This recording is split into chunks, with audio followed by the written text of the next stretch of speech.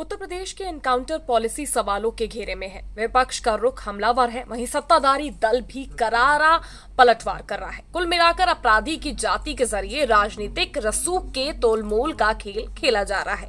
कुल मिलाकर सवाल अब एनकाउंटर में मारे जाने वाले अपराधियों की जाति तक आकर सिमटता दिख रहा है। अपराधियों के अपराध की चर्चा भी नहीं हो रही। एक तरीके से देखा जाए तो अपराधियों के अपराध के आंकड़ों को गौर कर जातीय गणित फिट किए जाने की कोशिश यूपी के राजनीतिक मैदान में हो रही है। एक तरफ सरकार कानून व्यवस्था के मसले पर जीरो टॉलरेंस की नीति की बात कर रही है, दूसरी तरफ लोकसभा चुनाव 2024 में पिछड़ा, दलित, अल्पसंख्यक यानी पीडीए पॉलिटिक्स के जरिए यूपी की राजनीति में दमदार प्रदर्शन करने वाले अखिलेश यादव जाति के मुद्दे को किसी भी स्थिति में छोड़ते नहीं दिख रहे हैं। दरअसल मामला सुल्तानपुर आभूषण व्यापारी लूट केस के आरोपियों के एनकाउंटर से शुरू हुआ।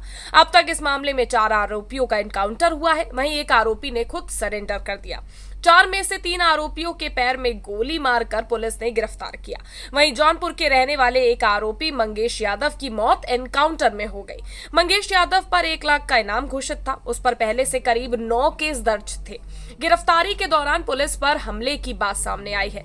बावजूद इसके विपक्षी नेता अखिलेश यादव से राहुल गांधी तक जाति विशेष का होने का कारण मंगेश के एनकाउंटर के मौत का मुद्दा छेड़ रहे हैं। अखिलेश यादव ने मंगेश यादव एनकाउंटर को यादव जाति का होने के कारण की गई पुलिस कार्रवाई करार दिया। हालांकि ये पहला मौका नहीं है जब उत्तर प्रदेश की राजनीति में एनकाउंटर जाति आधारित घोषित किए जाने की कोशिश हुई हो।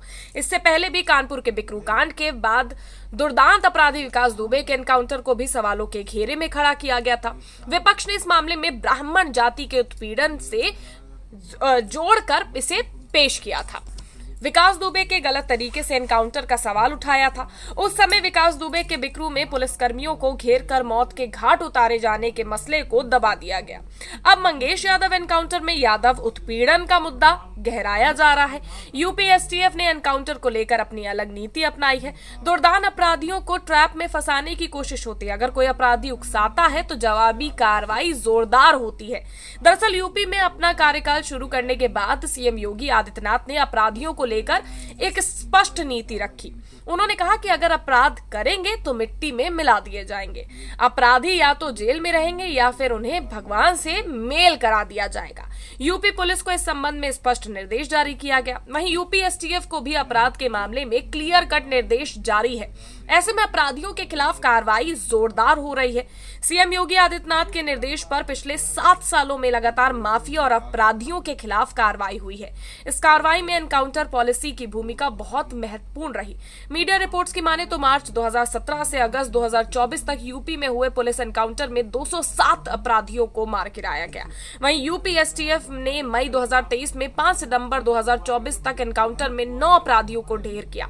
अगर उनकी जाति को देखा जाए तो उसको इसमें एक रूपता नहीं नजर आएगी। यूपी एसटीएफ की ओर से पिछले 16 महीने में मारे गए 9 अपराधियों में 1 जाट, 3 मुस्लिम, 1 ब्राह्मण, 2 राजपूत और 2 यादव जाति के अपराधी शामिल हैं।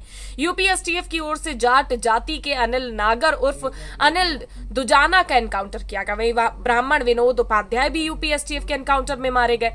मुस्लिम समाज से आने वाले अपराधी गुफरान राशिद को भी आपको बता दें शाहनूर उर्फ शानू का एनकाउंटर यूपी एसटीएफ ने किया। यूपी में एनकाउंटर पर विपक्षी नेताओं के सवाल अलग ही रणनीति का हिस्सा के रूप में देखा जा रहा है। दरअसल योगी सरकार की सबसे बड़ी उपलब्धि के रूप में कानून व्यवस्था का मसला देखा जाता है।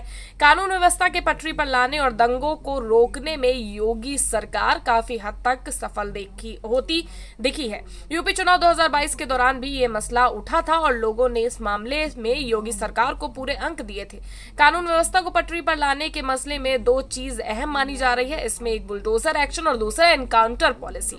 अपराधियों को काबू में करने के लिए योगी सरकार कानूनी दायरे में रहते हुए लगातार बुलडोजर एक्शन कर रही है। वह गंभीर अपराध के मामलों में आरोपियों का एनकाउंटर करने से भी पुलिस पीछे नहीं हट रही। यूपी पुलिस की कोशिश हर बार यही रही है, हर घटना के आरोपियों को सलाखों के पीछे लाना है।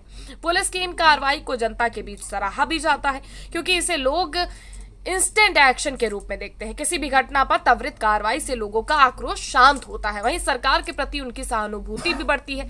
ये स्थिति विपक्ष के लिए उचित नहीं दिखती। यूपी चुनाव 2027 का ध्यान में रखते हुए विपक्षी दल अपनी रणनीति बना रहे हैं। सुप्रीम कोर्ट की ओर से पिछले दिनों बुलडोजर एक्शन पर आए आदेश के बाद यूपी में खूब हंगामा मचा। सीएम योगी आदित्यनाथ ने इस पूरे मामले पर जबरदस्त तरीके से पलटवार किया। विपक्ष पर भी उन्होंने आपराधिक घटनाओं के राजनीतिकरण का आरोप लगाया। अंबेडकर नगर की जनसभा में सीएम योगी ने कहा कि आभूषण कारोबारी की दुकान पर जिस प्रकार से हथियारों के साथ डकैत घुसे थे, अगर वहां गोलाबारी होती और किसी की मौत हो जाती तो उसका जिम्मेदार कौन होता?